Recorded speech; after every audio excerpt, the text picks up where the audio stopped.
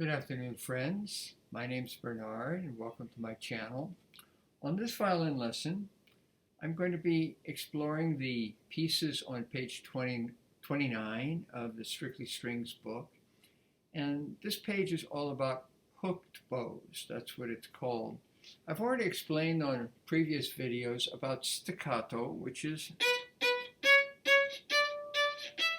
short notes played on the string, down and up. Well, hooked bows are staccatos that are going the same direction. If I play, as you try this, you're going to find this is actually quite a lot easier than playing individual. This is a much more, because I'm taking that first stroke and having to stop it.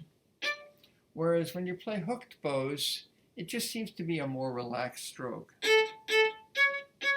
Of course, we could do more than two. We could do any number. Infinite number. So I'm going to play this whole page for you. Very, very nice little pieces. The first one starts on the G string.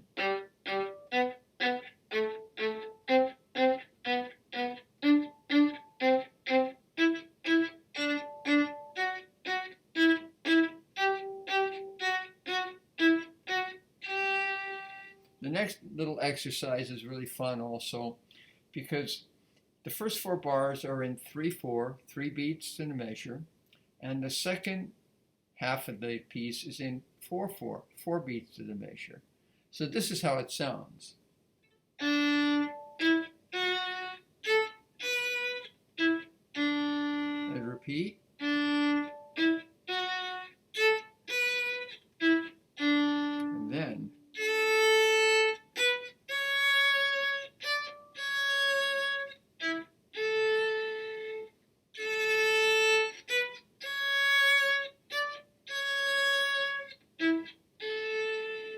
I think this second piece is very important to note, that there's a dot on the first half note, and then the quarter has a dot also. Sounds like this. 1, 2, 3. Again. 1, 2, 3. Now you'll notice the dot is not making the first note super, super short. It's just indicating the separation. Okay? So it's not like I'm playing. Play a full length note and just stop it at the very end. So it's 1, 2, 3, 1, 2, 3, 1, 2. Same with the second half. The first note under the slur has a dot is a dotted half note. If I count it, 1, 2, 3, 4, 1, 2, 3, 4, 1, 2, 3, 4. So that's an interesting thing, that it's an artistic decision. You have to recognize that even though there's a dot under that longer note, you have to decide, are you going to play it short, or are you going to play it long, and how long are you going to play it? Now I'll play the piece for you one more time, so now that you have that understanding. I'll go ahead.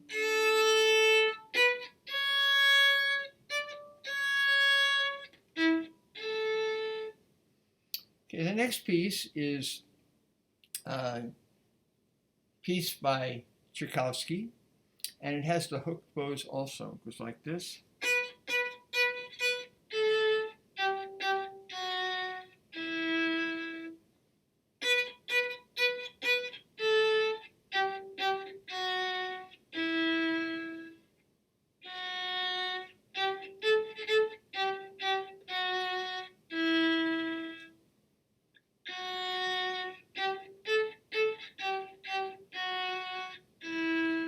For you students that are also a little more advanced, you can also play this in second position. I would do it like this.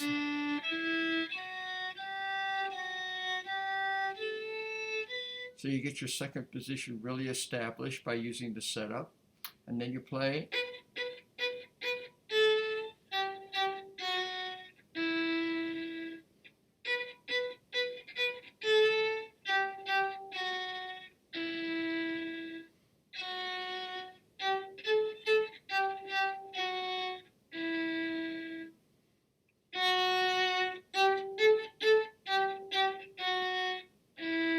And you notice you're getting good practice with the anticipation with the elbow going to the G string.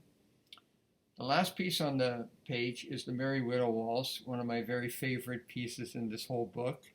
It's in key of D major, 2 sharps. So it goes.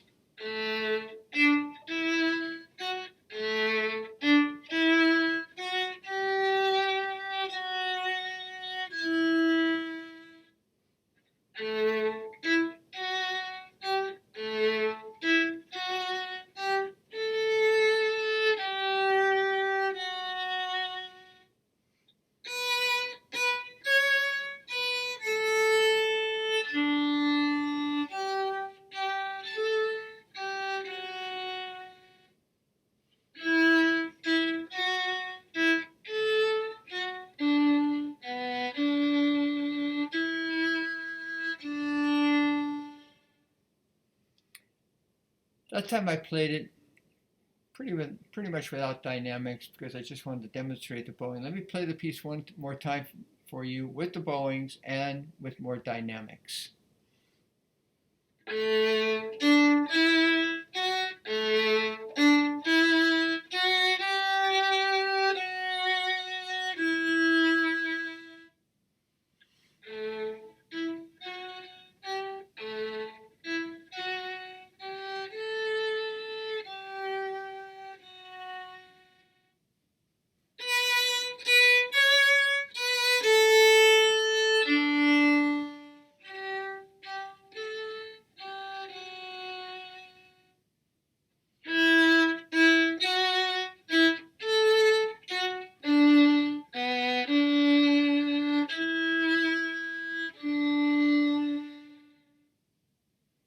Again, this piece is an example of the first note is a half note, and then the next note in the measure is a quarter note, and there's a separation. The long note, that's separate. Now here's a full.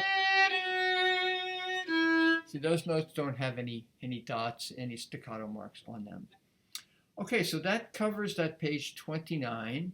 I also want to add one more bowing that, since we're doing hook bows, that you can understand. There's a word called portato, P-O-R-T-A-T-O. And portato is a series of stopped bows, hooked bows, and usually it's a fairly smooth stroke. It's used quite a lot in Baroque music, like music of Bach and Handel. And when there's many notes in a row, we would do it this portato.